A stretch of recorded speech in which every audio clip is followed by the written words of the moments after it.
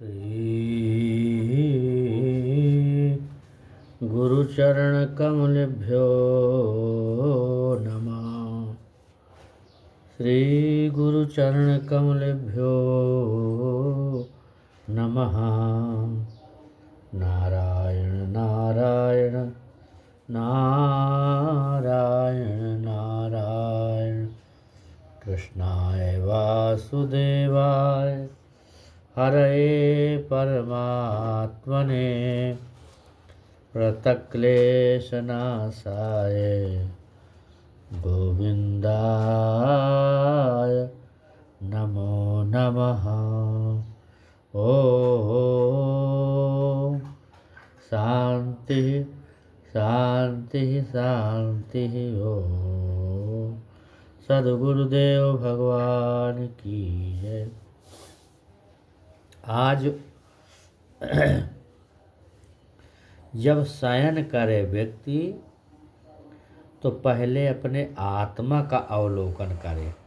आज इसी बात को बताएंगे कि कम से कम 10-12 चीज़ बताएंगे कि क्या क्या विचार करना चाहिए, अपने आत्मा का अवलोकन करना चाहिए शयन के समय, लेटने के पहले। इन क्षणों में किस प्रकार के दिमाग में अपने प्रश्न आवे, फिर उनका उत्तर अपने दिमाग में आओ कि क्या क्या हम किए, क्या क्या करना चाहिए। अपने से पूछे और अपने से ही समाधान करें। ये सोचे दिमाग में, अपने मन में कि कहीं मेरा व्यवहार समाज के व्यापक हितों का विरोधी तो नहीं है। मैंने अपने व्यक्तिगत लाभ के लिए किसी को पीड़ित या वंचित तो नहीं किया। अच्छे और बुरे का, उचित अनुचित का विवेक करने में कहीं भूल तो नहीं हुई। मैंने कितना निर्माण किया और कितना विध्वंस, अपेक्षित व्यक्तियों और कार्यों के साथ क्या सहयोग किया। अवांछनीय तत्वों व घटनाओं का विरोध कर सका या नहीं, ऐसा सोचना है एक एक पॉइंट। सामाजिक अन्याय और शोषण में मैं भागीदार बना, उसका शिकार हुआ या सक्षम प्रतिकार किया। भविष्य में परिस्थिति विशेष में मेरा व्यवहार और प्रतिक्रिया कैसी होनी चाहिए। ईर्षा, द्वेष, जलन, डाह आदि से तो युक्त नहीं हुआ मैं। मेरे कारण किसी प्राणी की हिंसा तो नहीं हुई। देश, धर्म व मानव समाज के रक्षार्थ कोई परोपकार का कार्य किया। मेरे स्वभाव, वाणी, वर्ताव से कोई दुखी तो नहीं हुआ। कोई पीड़ित, खिन्न, भयभीत व त्रस्त तो नहीं हुआ। इस प्रकार हमारे जीवन में दुख का कारण क्या है, उसे पकड़ने के लिए आत्मनिरीक्षण करें। हम क्रिया, व्यवहार, वाणी आदि में दोष करते हैं, उसके पीछे हमारा ज्ञान है, कुवासनाएं हैं। कूड़ा कचरा देखेंगे ही नहीं तो साफ क्या करेंगे। इसलिए पहले सूक्ष्मता से दोषों को पकड़ें और फिर बाद में दूर करें। क्योंकि मानव जो है एक भयंकर दोष है, सत्य को ग्रहण करने और झूठ को छोड़ने में हमेशा उद्यत रहना चाहिए। ये शयन के समय ये सब बातों का विचार करना चाहिए। साधक जप में कभी कभी पाठ करता है, पर अर्थ का विचार नहीं करता। कभी पाठ और अर्थ का विचार दोनों भी कर लेता है, पर ईश्वर उस प्रभु को समर्पित नहीं हो पाता। कई बार समर्पित होता है तो पाठ नहीं कर पाता। जब ये तीनों कार्य होते हैं तो ध्यान की सफलता मानी जाती है। देखो, ईश्वर प्राप्ति के लिए कुछ बातें हैं कि ईश्वर के स्वरूप को जानना। सब पदार्थों का आदि मूल ईश्वर ही तो है।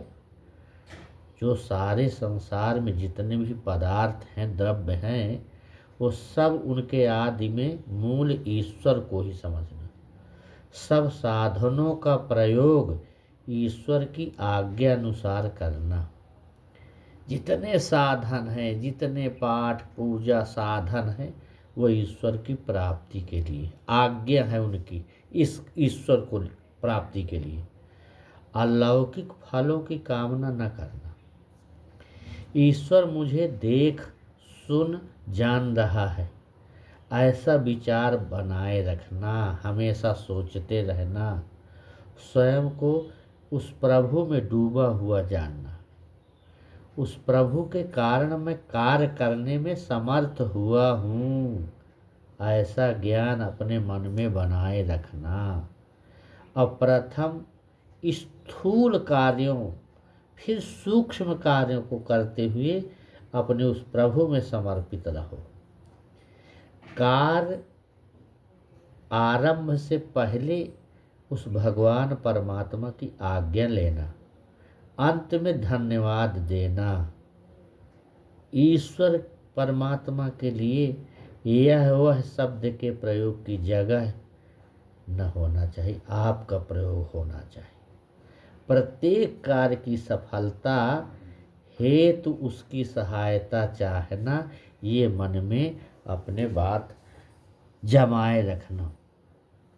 क्योंकि यह शरीर हमें ईश्वर से मिला है, हम तो इसमें किराए पर हैं, इसके प्रयोक्ता है, मालिक नहीं है। जिस बुद्धि पर अभिमान है वह भी उस परमात्मा प्रदत्त है। यदि वो प्रभु अपनी दी हुई सब वस्तुएं ले ले तो अकेला जीवात्मा कुछ भी नहीं कर सकता। उस प्रभु की दी हुई वस्तु अपनी मानने लग जाते हैं तो यह चोरी है। कर्मों का फल मिलेगा, फल की इच्छा छोड़ देना ही उस परमात्मा का, उस ईश्वर का प्रणिधान है। सब कुछ परम गुरु परमेश्वर को अर्पण कर देना चाहिए। जैसे कोई भी कार्य हो, कोई भी इसी संसार में इसी प्रकार के जो भी पदार्थ हैं वो ईश्वर को मानकर उसका उपयोग करें, परंतु अपना उसका स्वामी न माने। इस तरह से ये सारी चीज़ें अगर जीवन में धारण धीरे धीरे हो जाए तो व्यक्ति बहुत ही ऊंचाई को प्राप्त कर सकता है। अपने को धीरे धीरे देखे कि मैं कहाँ पर क्या गलती हो रही है, कहाँ पर मुझसे किससे पाप हो रहा है, वाणी से कि मन से कि शरीर से, ये सब चेक करते रहना चाहिए अपने को। और जब धीरे धीरे व्यक्ति अपने को चेक करता रहता है, अपने को देखता रहता है, जांचता रहता है, उस व्यक्ति का तो जीवन बहुत ही ऊंचाई पर जाता है और धीरे धीरे साधक का ईश्वर पर विश्वास होने लगता है।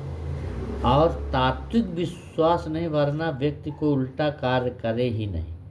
ईश्वर का महत्व, उस परमात्मा का महत्व मूल्य समझने और जानने से ईश्वर का प्रणिधान होता है, ईश्वर की प्राप्ति होती है। ईश्वर परमात्मा से प्राप्त सुख का ज्ञान होने पर ईश्वर में रुचि बढ़ेगी, उस प्रभु में रुचि बढ़ेगी। और नहीं तो फिर अगर आपके धीरे धीरे अंदर बुराई ही जमती चली गई तो उस आनंद की खोज फिर कहाँ हो पाएगी, वो तो दब जाएगा उनसे। इसलिए धीरे धीरे इसको कहते हैं सफाई, राग द्वेष आदि ना आने पाए। ये बहुत ही ज़रूरी है सब देखना। तो यही बात आज का विषय रखा गया। ओम शांति शांति शांति ओम।